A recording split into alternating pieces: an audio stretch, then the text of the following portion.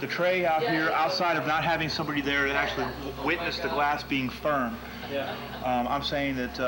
But it's a fun thing to do. I'm saying that it could. I'm saying it's inconclusive, but it is a strange coincidence, though, that as we're sitting here talking about spirits and talking about this place, that it fell over.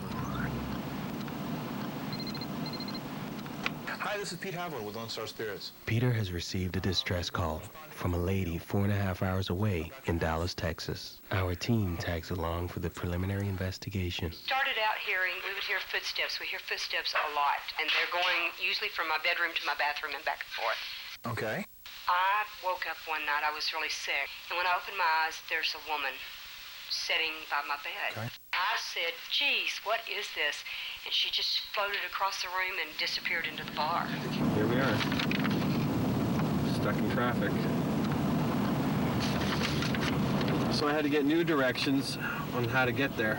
I'm meeting Robert Caruso, a pretty well-known psychic here in the Dallas area. And he's going to walk the house and get his impressions. I'm going to sit down and I'm going to interview the client. And then Tom and myself are going to be going through the area and see if we can get anything on the meters and stuff. Hey, Robert. Nice to finally meet you. With no prior knowledge of the home or its hauntings, Robert the psychic will walk through each room in order to assess if there's an actual paranormal presence. Come on in, make yourself at home. Room temperature's about 65 degrees. Seems like late 1800s. A little dark-haired girl. Could be like a granddaughter or something. It feels like there was an ailment, but I can't see. I feel like it is from the little girl for sure. Let's see. Geez, there's so much to tell. I was home alone one night, and my dog started barking, and I thought someone was at the front door. And I go into the foyer, and they're barking up the stairs.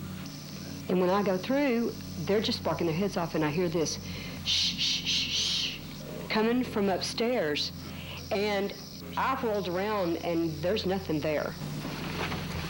All right, there's definitely two young entities here. That female and that young male that I picked up a little bit downstairs. Now, is that part of the same family? Feels like it is. My daughter's seeing two children, a little boy and a little girl.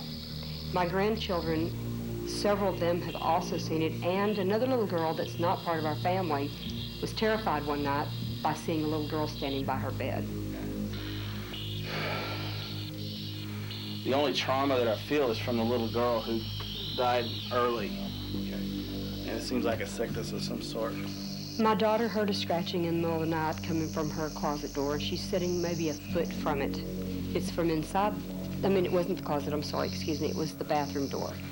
And then she hears a knocking, and she come into my bedroom just terrified, crying, and she said, somebody's in my bathroom.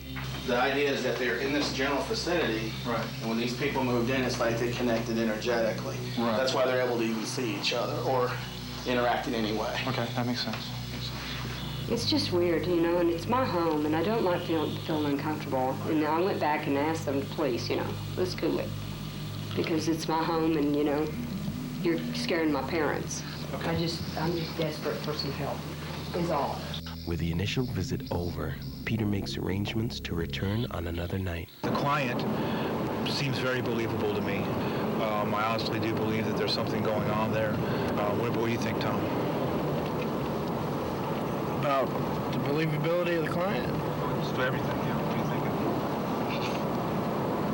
I don't know. I mean, it didn't seem like there was too much going on. The fact that everybody in the house has experienced something, that may be, I mean, that's a pretty good sign something's there. I mean, I personally didn't get anything on film or detect anything. On that hallway, I thought I saw out of the corner of my eye somebody looking around the corner. I've been looking over there too. I didn't see anything. That doesn't necessarily mean that I didn't see anything. Well, no. Maybe you wanted to see something. No. Don't start that shit with me. Maybe you were projecting what you wanted to see here because you know so much about the house and you wanted to see a ghost and it was in your mind. Hey, I think it happens. What's some of this stuff that we're looking at here? These are some of my meters. They can do the magnetic field.